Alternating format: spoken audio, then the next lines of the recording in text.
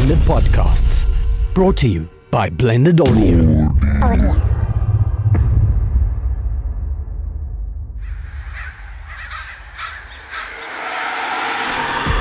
Exploring the unexplained, breaking down barriers, putting the macabre under the microscope, dissecting the disturbing, seeking out the sinister, bringing you the jinkies and the jump scares.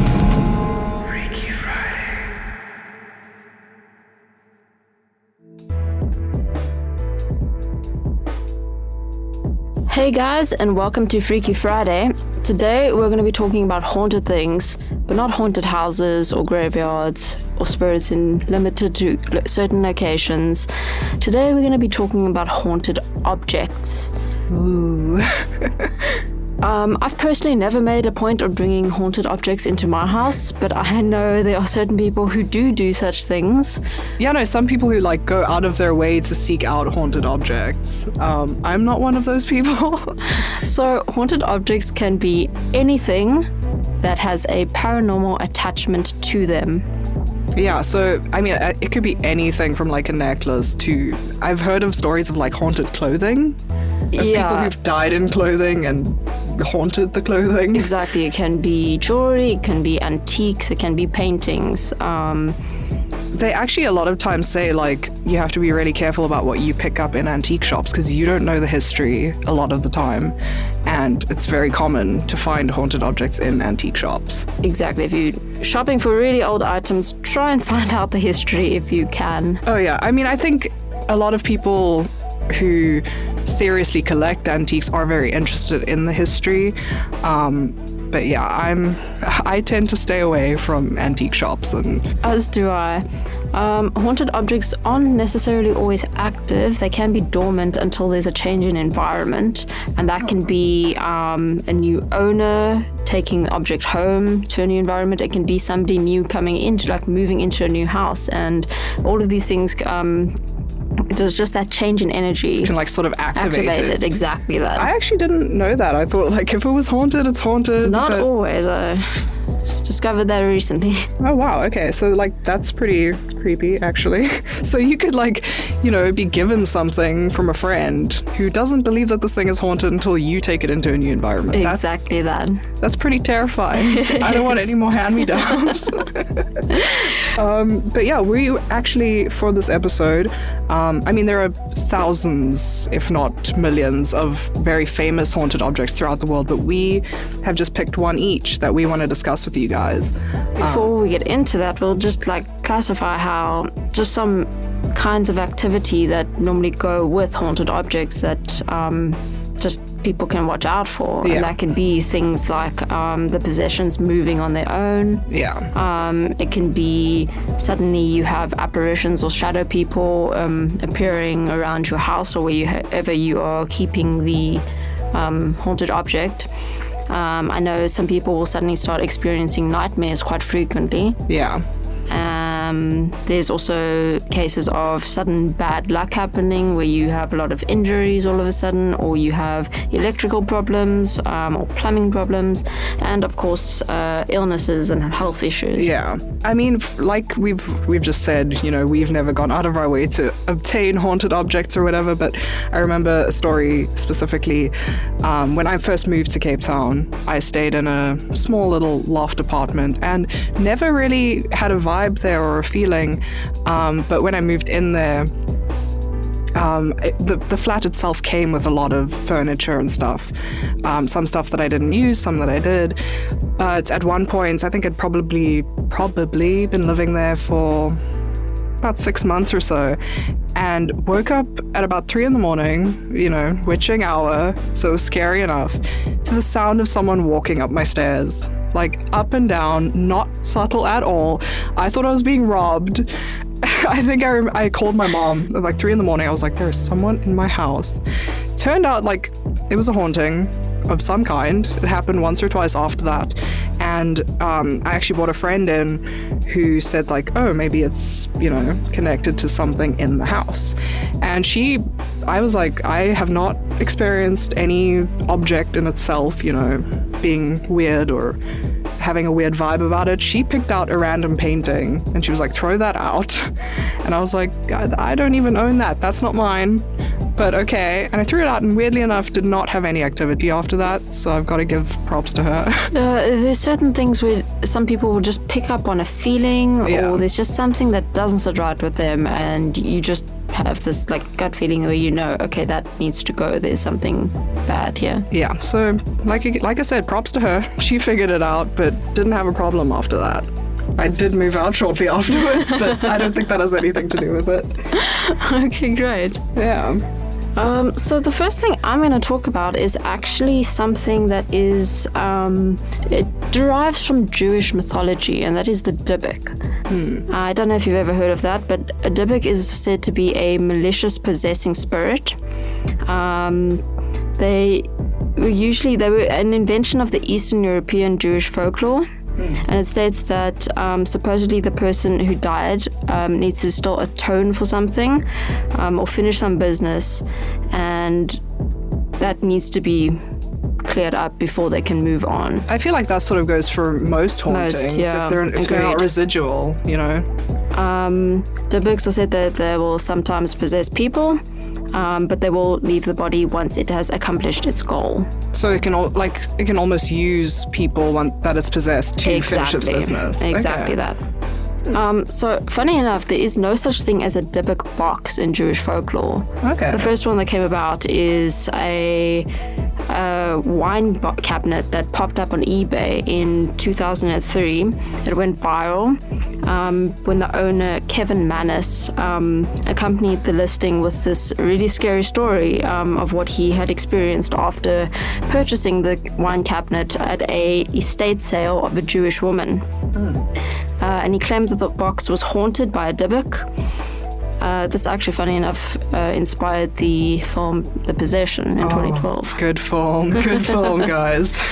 So Mannis, who was a writer and a creative professional, he owned a small antique and furniture refinishing business in Portland, Oregon.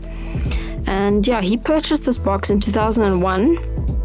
It had belonged to the survivor of a Holocaust in German-occupied Poland. And funny enough, the granddaughter of the survivor was at that estate sale. And she was the one who told Mannis all about the box, that it was brought in Spain after the Holocaust. And hearing that the box was a family heirloom, he actually tried to return it to her. He had brought it already, didn't ask for any money back. He just tried to give it back to her and say, well, you know, it's obviously an important family heirloom. Don't you want it? But she was insistent that she did not. She said they wanted nothing to do with it and he should take it away. Red flag number one. Exactly that. She explained that the box had been kept in her grandmother's sewing room, but that her grandmother had never opened it and had told her to never touch it because there was supposedly a dybbuk living inside of it. Oh wow, that would have been nice to know before it was sold to someone. Exactly that. Well, that didn't stop Mannis because he ended up opening the box. Oh wow, good plan. Trying to clean it up and get it in good condition to give as a present to his mother. Oh wow, son of the year. Exactly. Upon opening the box, he found that it contained two 1920s pennies, a lock of blonde hair, which was bound by cord. That's ominous. A lock of brown or black hair that was bound with cord. Ooh. A small statue engraved with the Hebrew word shalom, and a small golden wine goblet, one dried rosebud, and a single candle holder with 4 octopus-shaped legs. That almost sounds a little like ritualistic. It definitely did to me. The moment I heard that, I was like, that really does sound very ritualistic. I'm curious to know if the woman that owned it knew what was in there. If she was like, don't open the box. I'm also very curious, just from what I've heard and the way she acted around it, I'm even curious if she's the one who possibly put all that stuff in there. Who knows? So Granny was dabbling in some dark stuff. So the box actually had numerous owners. As I said, Mannis tried to give it to his mother, first of all, as a present. The day that he gave it to her, she, within an hour, suffered a stroke. Oh, wow. Had to be rushed to hospital. And I think she'd lost the ability to talk properly, and while she was coming around and he was there, obviously realizing she's not altogether there, she's trying to, she's struggling to speak, she's probably confused about things, and she kept trying to communicate to him the birthday present. And he said to her, I did give you a birthday present, thinking she forgot. Yeah. And she eventually managed to get out saying, hate gift. Oh, wow. And she kept saying, no, she doesn't want it, he needs to take it away. Oh, my word. That is crazy. So he took it back, and it went through several owners where he would like trying maybe to give it to a friend. Again, it would not last more than a few days at each of these locations before it was given back to him. And funny enough, each of the owners would report a series of horrific nightmares, always the same one, and each one of them could describe the exact same nightmare to one another, that would involve walking next to someone who they feel is familiar, and they're walking and everything feels fine and that, until they actually look at the person who's walking next to them, and there is this absolutely heinous, terrifying hag staring back at them. That's terrifying. And they suddenly feel this horrible, like, impending doom. Oh, my word. And each and every single one of them would have this nightmare. Like, you can have your box back. Also, each owner would report either smelling cat urine or Jasmine's flowers. That is so bizarre. And it would range between the two. Eventually, the box went into possession by Jason Haxton. He was the director of the Museum of Osteopathic Medicine in Kirksville, Missouri. Props on saying that. I don't think I'd be able to pronounce that, but props. He developed strange health problems after taking on possession of the box, and that includes hives, coughing up blood, head-to-toe welts. He just shot downhill. Wow. Also, quite interesting, the welts thing in combination with the dream of the old hag. Oh, yeah. I thought that was quite cool. What I'm like so shocked at is this guy that bought it from the estate sale. He clearly knows there's something wrong with this box, and he's just trying to pawn it off on whoever will take this box. Well, funny enough, I actually listened to a talk with him, and he didn't. He said all these things would happen, but he would never link it to the box. Ah. And I think that's probably something that happens quite often with haunted objects. Things happen, but it probably takes quite a while before you pinpoint it to an object. Yeah, I can get that, but I mean, also at the same time, I feel like maybe this guy was in some hardcore denial, because if I'd had a box with, like, hair in it and weird ritualistic looking things. Agreed. Yeah. I would sort of have a suspicion that there was something not so cool with this box. I believe it was the nightmares and discovering that the different people he given the box to, and they all shared the same nightmare, that woke him up to like, oh, well, that's not normal. There's something common here. Yeah. Anyway, Haxton ended up confronting a rabbi about it and they figured out a way to actually seal the big box. And it was put freshly sealed into storage in a secret location hidden from everyone until it was later donated to Zach Bagans of Ghost Adventures, which I believe it now sits in his museum. Yeah, because he's got a museum pretty much dedicated to haunted objects. All sorts of weird things in there. Yeah, no, there's actually a really great show that he did. I don't know how many seasons it lasted for, where he actually talks about a lot of the objects in his museum. So if you're interested in haunted objects, definitely check that out. But that also leads me to my haunted object, because it also had, I think, a brief stint in Zach's museum, and that is Robert the Doll. Dun, dun, dun. I mean, I think dolls are just creepy. Exactly. Anyway. Dolls and me, or puppets just don't gel well. Yeah, they don't have to be haunted. They're just creepy already. But, exactly. Yeah, I mean, I think there's also been a big surge in dolls and horror recently with things like the Annabelle movies and stuff like that. So, Robert the Doll is like, I think at this point is probably about 117 years old. So he's an ancient little guy. And okay, let me just tell you, when I was doing research on this topic, this doll is the creepiest doll you could imagine. Like, you would just look at this thing and know it's haunted. I mean, That's me with any doll. No, but this thing...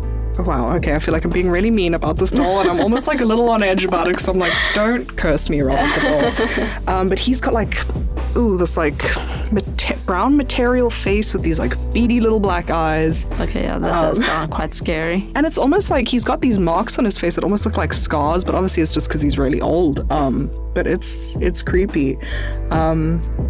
And he's even got this like little toy dog attached to him, like on his lap. Okay, this does sound quite terrifying. Yeah, no one talks about how creepy the dog is, but that thing's also pretty freaking creepy. But yeah, so Robert the doll was originally actually manufactured by the Steiff company in Germany, I think.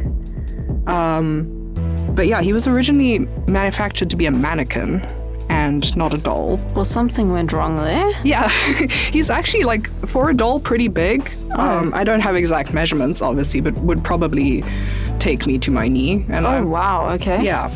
So there are a couple of stories as to how he got into possession of a young boy named Robert Eugene Otto. So there are a couple of stories. I had to research so much to try and figure out exactly, you know, his origin story. Some people say that the doll was given to the boy, Robert, as a gift from his mother on his 4th birthday.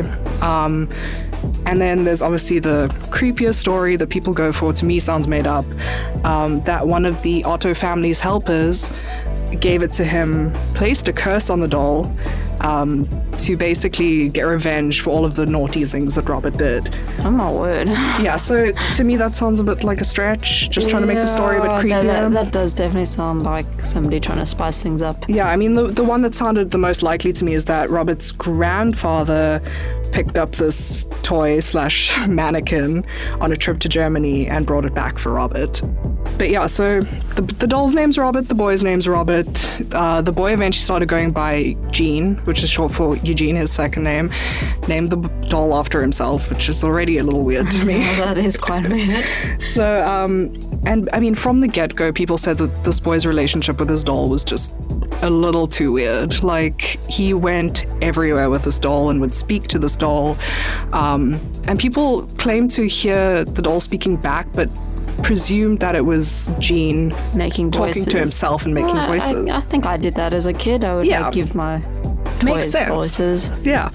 But Robert stuck around until this kid was in his teens.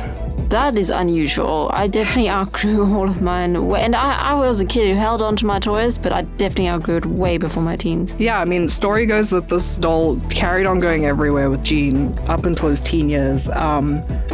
And there was, even as a kid, there were stories about this doll just not being right. You know, anytime anything went wrong, like if something broke, Gene would blame it on the doll. And I mean, some people actually say, like, maybe that's what triggered the hauntings, is that this little boy was blaming all of his misbehavior on the doll. That could when be. It was actually him. But so yeah, they were practically inseparable. Neighbors claimed that they could sometimes see the doll moving from window to window in the house. They would hear giggling at night, and that to me is one of the scariest parts. Yeah, for me that would be a no-go. That doll's out the window, I'm done. Yeah, I don't want to hear that in the middle of the night, just saying. But I think once Robert, or Eugene, moved out, he took the doll with him, and there are a couple of conflicting stories. Some say that when he and his wife moved into their own home, Eugene and his wife slept in separate quarters, but Robert was in Gene's room with him. That's weird. Yeah, but then there are other reports that say that Robert the doll was in a different room and just, you know, sat in a little chair in the window. But again, people said they'd walk past the house and see this doll moving and all sorts of weird stuff. And also objects around the house would move. Robert would move to, like, different places. So at this point in time, do you not start questioning everything? Well, I feel like this guy was obviously just so attached to the doll could do no wrong, you know? But then when Robert and his wife died in 1974, Robert got left in the house and a new tenant moved in, and this was a woman named Myrtle Rater, I think. She claimed ownership of a lot of the stuff in the house, including Robert's, and lived with him for 20 years. See, that's again unnatural for one doll to stay with each owner so well on into their lives. Is really unusual. And she even claimed that there were unexplained movement and sounds, from the attic where she'd put Robert away. But there was another story that she actually gifted him to her granddaughter or her daughter or something. I couldn't find out much about that, but sticking with that story, the doll was left in the attic until the house was bought again. Oh no, this is where it came in. Okay, I lied. So when the house was bought again, a 10-year-old girl, it was part of the family that moved in, and she owned Robert for a bit. But not long after they moved in, the girl began screaming in the middle of the night and claimed that Robert was moving around the room. That's absolutely terrifying. I would not only sell the doll, I would sell the house. I would get out of there. There's no way I would stick around. Yeah, and she went as far as to, claim that this doll wanted to kill her. She, to this day, says she thinks the doll wanted to kill her, and that it was alive. But then after that, it's claimed that Robert vanished for a while and changed ownership. Like, he vanished from the house and changed ownership a lot throughout the years. And he was eventually sold or donated to the Fort East Martello Museum, and was donated because the owner said this doll is haunted. I don't want him. And the museum obviously took the doll thinking that these claims were completely outlandish, but as soon as the doll arrived in the museum, people flocked to go see this doll, this haunted doll. And a whole bunch of, like your story, a whole bunch of really intense things happened. Car crashes, heart attacks. You see, you're upping that change in energy. Yeah. Tenfold. Yeah, so people were coming from all over the world to see this doll, and they started setting out rules for this doll, like don't make eye contact, don't take pictures without asking him permission first, which to me sort of sounds like a way to hype up. It definitely does. Yeah. And I mean, if your museum trying to bring in tourists, I'm not surprised they went for that. Yeah, I mean, it just adds an element to it. But yeah, so people who disrespected Robert apparently got into car accidents and had all sorts of medical ailments. And to the point where people started sending in letters to the museum apologizing to Robert. And his current caretaker, whose name is Corey Convertito, I believe, says that she can get up to 3 letters a day addressed to Robert, and actually responds to some of these. But that's kind of really weird. Imagine all these people around the world writing letters to a doll in your museum. Yeah, I mean, that's the thing. Robert has basically become this celebrity. They've got a Twitter account for him, I believe. I don't know how I feel about that. Does that not fall into the category of disrespecting or riding on? That's exactly what I was thinking, though. I saw a thing where they edited a meme of Kim Kardashian, but they put Robert's face on it. I can't remember what exactly it was, for. But to me, I was like, okay, so people are so worried about offending this doll, and you're photoshopping his face onto Kim Kardashian's body and posting it online. Yeah, surely if just by looking at him or being in his presence, bad thing happened, that's got to invoke a whole... Yeah, it sort of makes me a bit skeptical of the Robert story, I'm not sure how much I believe it, personally. I do think that maybe this kid had an unhealthy obsession with this doll, blamed his wrongdoings on it, but I think... setting out guidelines and rules for people visiting the doll. I think you're maybe hyping it up to get people to your museum. That wave, yeah.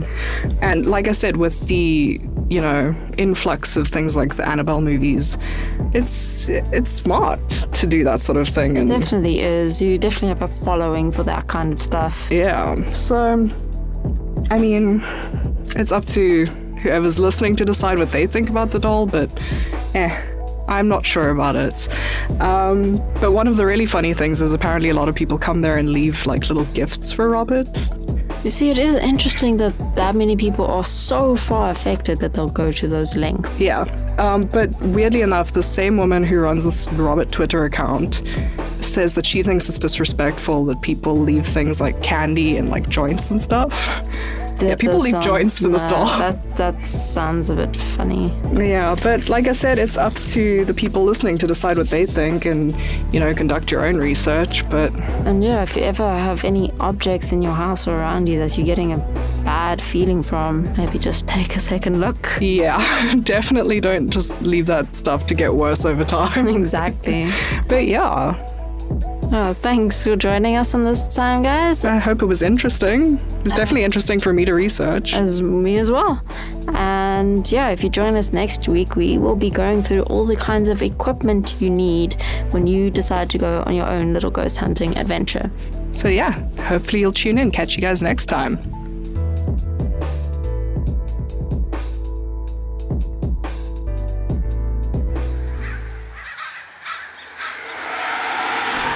Freaky Fridays, hosted by Devin Beatty and Megan Portnoy, and produced with the generous assistance of Janu Blau and Blended Podcasts.